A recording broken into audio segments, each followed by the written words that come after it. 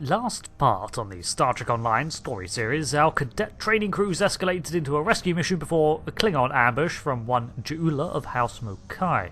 They killed Captain Schaefer and left young Hale here in charge as he was the acting XO at the time. Before we could return to Starfleet Command, Captain Shran arrived to aid us before bringing us along to another mission to investigate a nebula in the Archanis arm. Inside we found a Klingon fleet amassing ready to make a move on the mining colony of Korvan. So while Shran stays behind to distract the Klingons, we make our getaway to warn the colony. As we leave, we receive a final call from Shran. You need to warn the Korvan colony about the Klingons. We'll do what we can to hold off the Klingons here and repair the Ticonderoga. Good luck. The Korvan system is located in the Sellers sector block of the Beta Quadrant. It is a hospitable M-class world with rich jungles and its own ecosystem, but also super rich in dilithium, so naturally it drew colonists and facilities to it. In fact, during this era, the 23rd century, it produces 40% of the entire Federation's dilithium supply. Looks like we got here before the Klingons, Captain. We should make the most of this advantage. What are your orders? So, Shran and the Ticonderoga did keep them busy. Well, we need to warn the colonists. I've managed to establish comms with the colony. It's not a great signal, but it's the best we're gonna get. Putting him through now. On screen? Hello, Captain. What can I do for you? Oh wow, this signal is something. There are Klingons coming. Run that by me again. Your signal's breaking up. Did you say Klingons?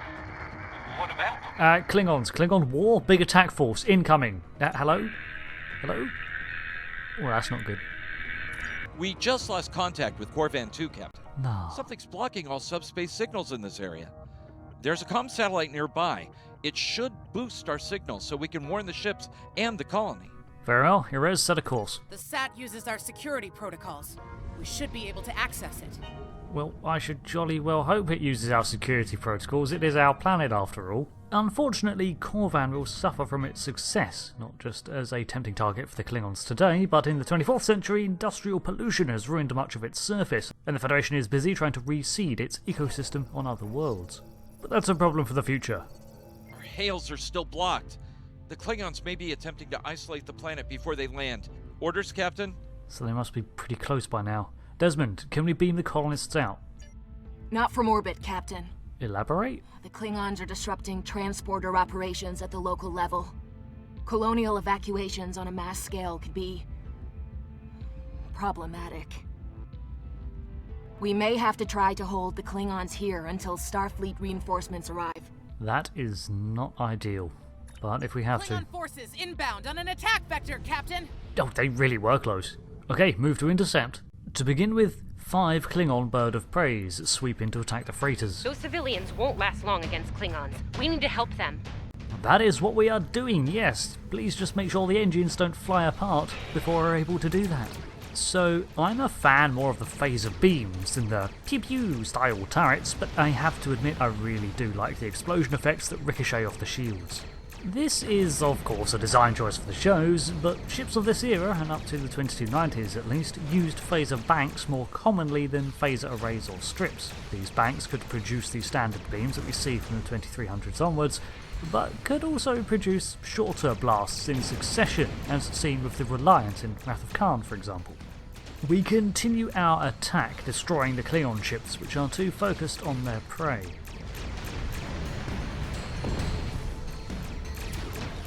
One of these vessels, or perhaps all of them, must have been responsible in part for some of the comm blackout, because when we're done with them, short-range comms open up again.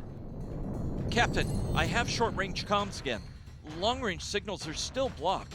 I've updated the colony. However, the Klingons have started to send down attack squads. What are your orders? Landing craft en route to Korvan. So, let's try to intercept as many of them as we can. Captain, the civilians are trying to fight the Klingon landing craft. Oh, brave, but... I think I can break through the Klingon jamming and hail the civilians. Civilian vessels, disengage immediately. I repeat, disengage. We swoop in to destroy their harassers, hopefully opening up an opportunity for them to escape. Roger that, Starfleet. All ships, fall back. cargo freighters warp away, leaving us to deal with the Klingons. Good. All civilian ships have safely warped out of the system, Captain. Good, good. We're not in a brilliant shape, but we're better equipped to deal with this than they are.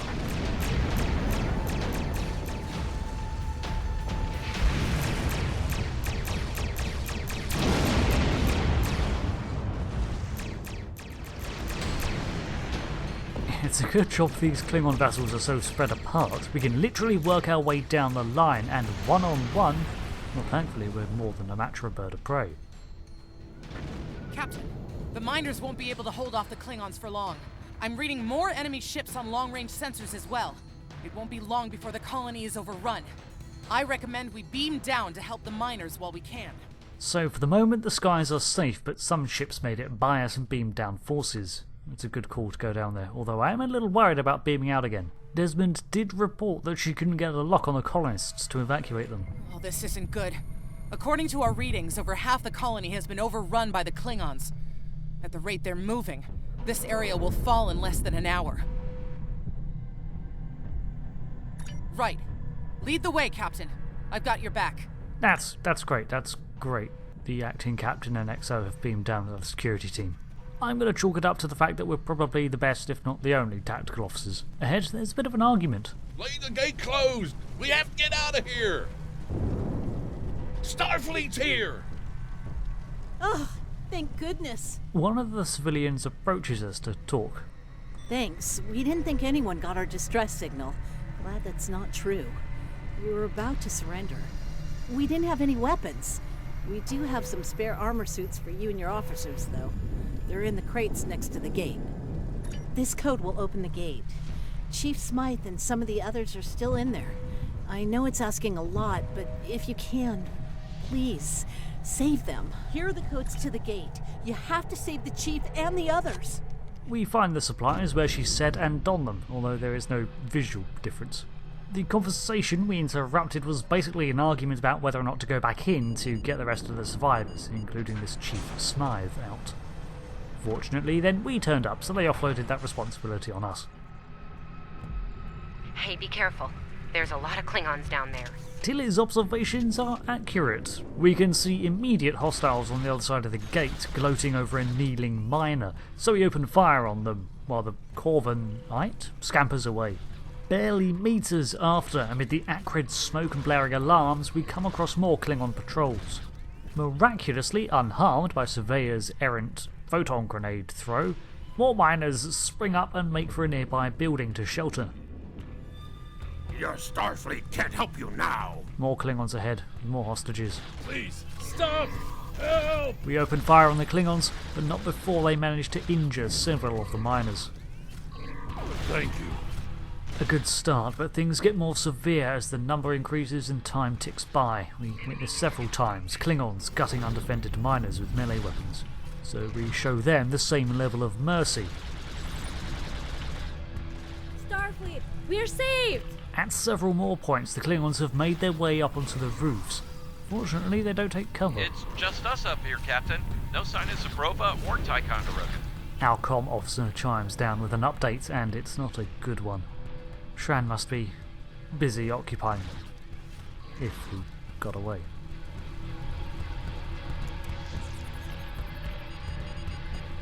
In the next area, a loading bay, we can see several Klingons attacking an individual in a Starfleet uniform. Fortunately, she's holding her own for now. Naturally, we jump in to help, with Surveyor throwing photon grenades at her position. Surprisingly, it's working. It's a tactic I will use in the future. Stay back! I'm warning you! Calm down, check the uniforms. Hang on. You're Starfleet! Excellent! You were the one who contacted us, yeah? Ah, you must be the guy I spoke to then. Hello. We make our way over to the Chief. I'm glad you're here. As I'm sure you can guess, we're all a little on edge. If it wasn't for Fletcher visiting family here, I'd have eaten a disruptor blast by now. Not to be critical, but where are the rest of you? Okay, so right now it's just us and the Pleiades in orbit. Please ignore the cadet badge. Oh, that's not good. We're in big trouble. These Klingons mean business. They've locked us out of the mine, probably down there robbing us blind while we speak. No way we can beam anyone down to stop them. And they've probably killed all our security there by now. Well, as few as we are, we're here to help. Glad to hear it. We're definitely going to need that help. There's some gear in those crates. Use it. The gear he's referring to is my very own set of explosives. I know you want to shut down that security field on the mine, but I have an idea. Hear me out, okay? Make it fast, someone gave me explosives. Okay. I think we can hook up the field emitter to the power core and modify it to broadcast a field over the entire facility. It's a short-term solution, but it could be what we need to keep the Klingons from getting any more of their troops down there. You're going to use one force field to power an entire colony's... Would that work? I know, right? Well, first things first. I'm reading a device at the base of the mine entrance. If you can set up a jumper between it and the main command console, you'll be able to reroute the field's power flow. That'll open up the mine for you and set up things for my plan. Okay, just remember, I'm a bit of a big dum-dum, so you're going to have to walk me through this. All right, we're in business. Almost. I'm gonna need someone to be my hands down there. Alright, give me a minute. We'll need someone more familiar with the colony's systems than Muggins here. We make our way back to this Chief Smythe. Hey, nice work. Perfect timing, too. I can hear the Klingons coming. We're about to have some really unpleasant company. That's fine. Me and Surveyor can deal with the Klingons. Can you reroute power? Lend me your communicator. If your engineer can walk me through it, I'll get the job done. Just keep them off me, okay? Agreed. If they shoot you, it's because I'm dead. Right, here they come. Let them have it! Fletcher, nice to have you. Mind joining us? I need you to pull the actuator, invert it, and jam it back in. Trust me. Okay, it's in there. I think I got it. Now manually cycle the power while forcing a short through the jumper. Oh, and don't electrocute yourself. Please. Is that all you got? Don't goad Klingons. Okay, Chief, anytime now. Look, I'm doing this as fast as I can. I'm a miner, not an engineer. Almost there, almost there.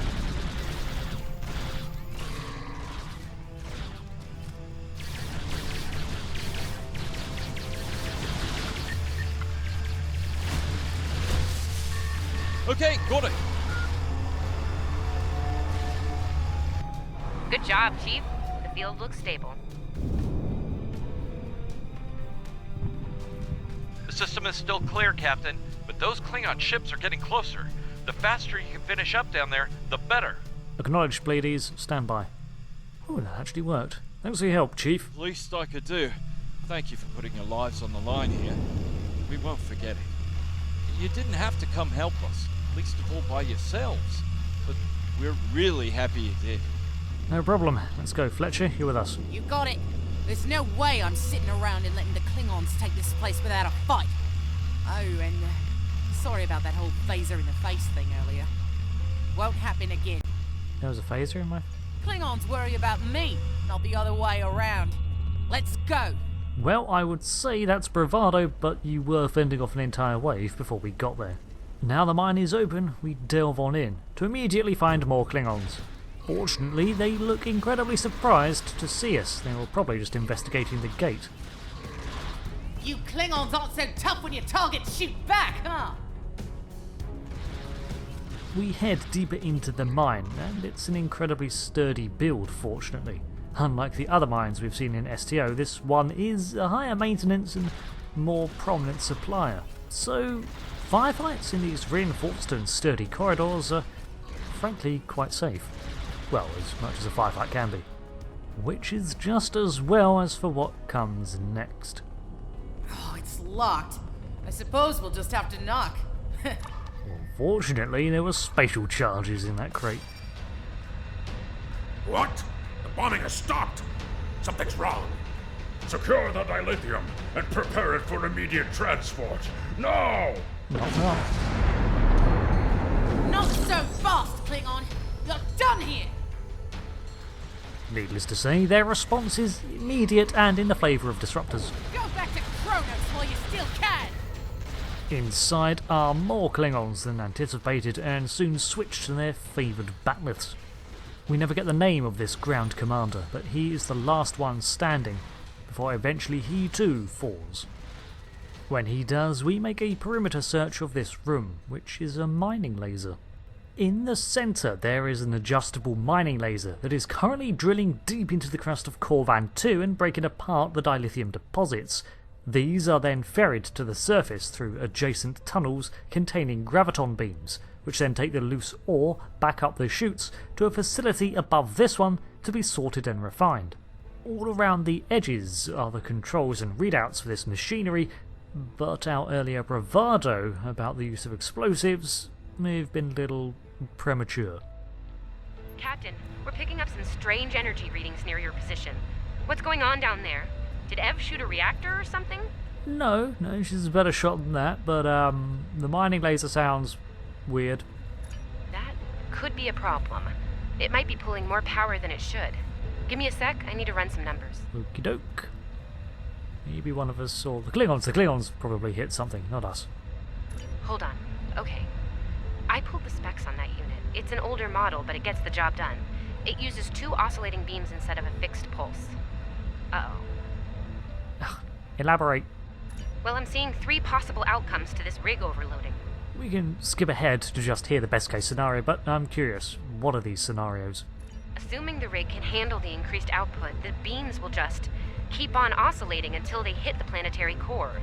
And then, boom. As in, sort of, planetary boom, right. So, outcome 2. The rig does not handle the power spike and automatically vents the excess energy, violently.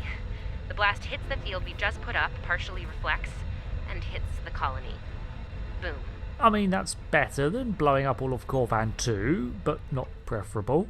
Is there, now hear me out, an outcome that doesn't result in you saying boom? Outcome 3. You managed to trigger an emergency shutdown before the rig goes nuclear. Still a bad thing, nuclear. Not as bad as, say, a warp core breach, but still bad, so we should definitely try to avoid that. Let's go with 3 then. Okay, I found the emergency shutdown mechanism, and good news, it's really easy to operate. It's just a pair of simple switches on 2 separate consoles that have to be activated at the same time. That seems unusually precise. I don't know, I guess it was built that way so a single disgruntled miner couldn't shut down the whole operation. Miners get disgruntled, you know? You can do this. Ask around, see if there are any locals. They might be able to assist. Well, fortunately, I found one of those. Fletcher, go to the other console. Ooh, wow, that was really close. Good job, Captain. The security field is still standing, the mine secure, and you didn't blow up. And that's good. But the Klingons are still on their way. We could use your help up here when you're ready to beam up. We'll return to the surface. I didn't have a timer down here. Just how close was it? Captain, the colony's security field is holding strong. There's still a lot of Klingon ships heading our way, though. We need to leave, and soon. Right. But there's a problem.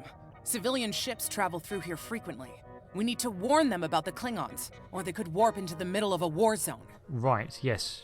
Are we still tapped into those satellites? Absolutely. We could even remotely program the signal on a satellite as we leave the system, which we should soon. The message won't get very far, but anyone who enters the system will get the signal and be able to turn around before it's too late. Okay, till he gets started on that, Erez, set a course for the satellites again. I can't say that I'm overly fond of warping away from the colony before we secure it fully, but our goal was just to hold out until the proper fleet gets here, and so far we've been as lucky as we have been ingenious. The colony's shield's not going to last long, but it will last longer than we would. We've definitely got their attention, Captain. Here they come! Several bird of preys were nearby to the satellite, just waiting for us to try to utilize it again.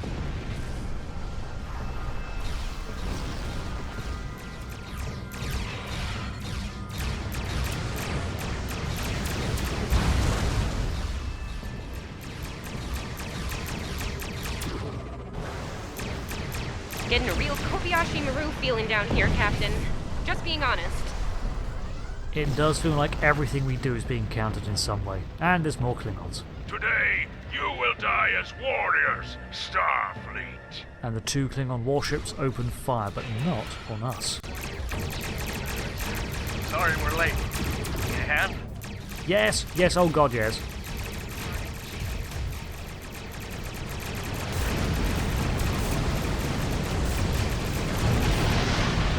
Korvan II is ours, Starfleet. You have lost. They won't take us without a fight, Captain! Our victory over the 2 Klingon battleships is short-lived as the rest of the fleet finally arrives. Fortunately, Starfleet is close behind. Started the party without us? I'm disappointed. As they say on Earth, cavalry has arrived. All ships, open fire! Soon fire fills the skies over Korvan II as the Klingons and Starfleet clash. Klingon and Starfleet ships appear to be dropping at the same rate, and one of the vessels that has entered the fray is the Crossfield-class USS Glenn. However, there's a bit of a discrepancy here, as it has the registry of the Discovery. But it is supposed to be the Glenn. We stood our ground at the Archanis arm until the situation became untenable.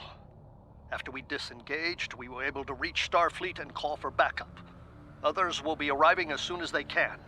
We can't afford to lose this system to the Klingons. Agreed. We've fended them off now. We need to deter them. Thanks for coming, Captain. Don't mention it. You do the same where our situation's reversed. I believe Captain Schaefer would be proud of you and your crew, Captain. Your efforts to defend the Federation are commendable, and my report will indicate this. Thank you, sir. Apart from your valor in combat, I'm particularly impressed by your work with the local satellites. Turning them into distant warning beacons was quite clever. Those signals will save a lot of lives. Well, that wasn't just me, sir, and Korvan II is still in danger. Indeed. I'm sure Starfleet Command has detailed plans for defending Korvan. For now, however, your work here is done.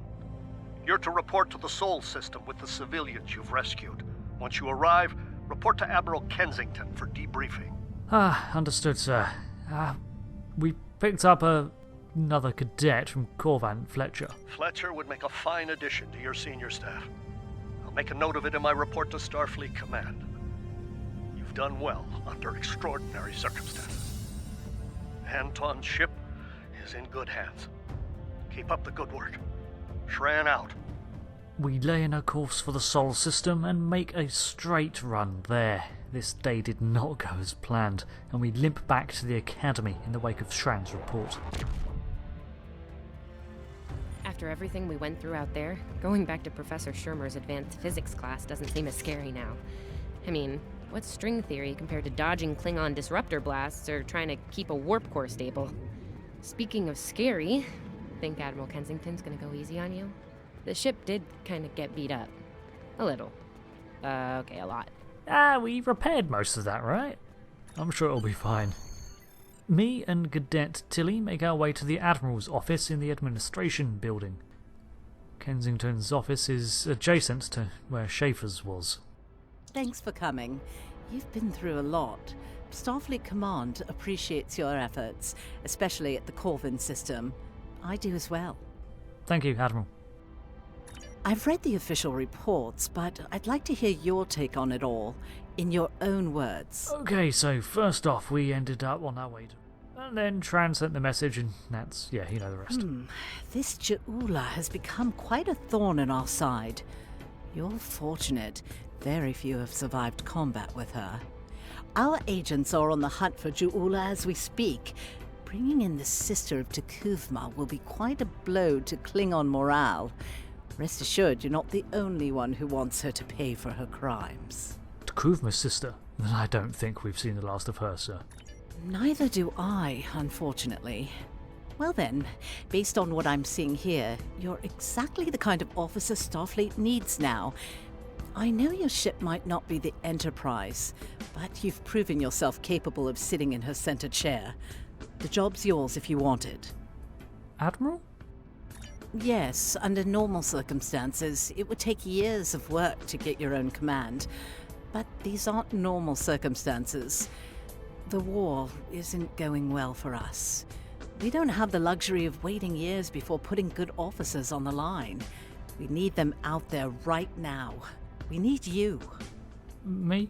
Yes, Corvan would have been a disaster if it weren't for you and your crew. Starfleet wants to recognize that. Therefore, as of now, I'm making your promotion and command official. I see the same things in you that Schaefer did. Honor his name and make us all proud. Thank you, Admiral. I'll try. I won't let you down.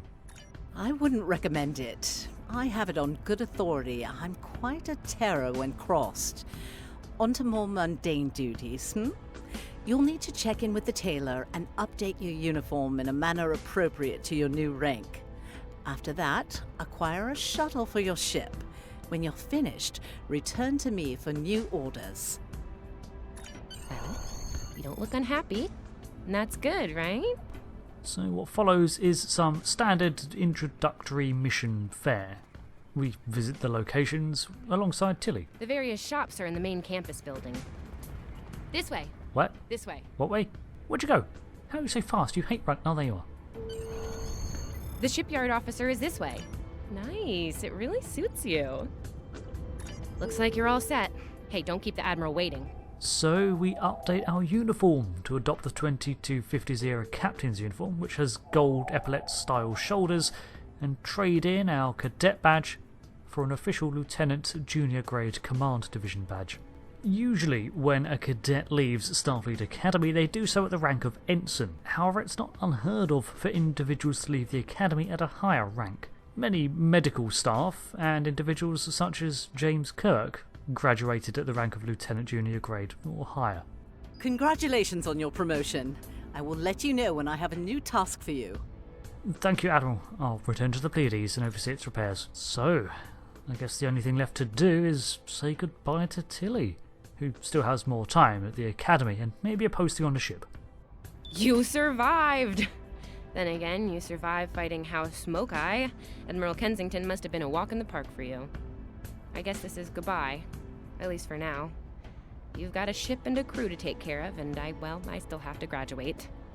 Hey, do you think they'll use your ship for the cadet crews next year? If they do, put in a good word for me. I don't know if they'll listen to a lieutenant junior grade, but I'll see what I can do. Ah, great. Hey, I liked being your chief engineer out there. It would be an honor to do that again, Captain. Oh man, this is hard. Stay safe, okay? This war won't last forever. And I hope we're both doing what Starfleet does best soon. Exploring the galaxy, strange new worlds, all that. I am looking forward to that as well. Safe travels and take care, Sylvia. So, with our goodbye said, we take a minute to absorb what's just happened. We are now in command of a vessel. So it won't be permanent for Hale, because as of 2270 he has been promoted, but is the XO to Captain Isaac Garrett aboard the first USS Armiger. However, for anyone that's not attempting to mind canon their own story like I am, this is the beginning of their command career. Jula being mentioned as Takuvma's brother is a bit of a shock, especially as he founded his own house named for him, while Ja'ula is of House Mokai. But it is in keeping with how close-knit those two houses are. We will see her again. It was her brother's death that initiated this conflict between the Klingons and the Federation. In fact, we'll be seeing quite a lot of her. But we'll also be visiting the USS Glenn. But for now, that is where I will leave off. Thank you for watching the ever-evolving narrative of Star Trek Online, and I hope to see you back for the next part as we continue to explore it. Until then, I've been Rick. Thanks again for watching, and goodbye.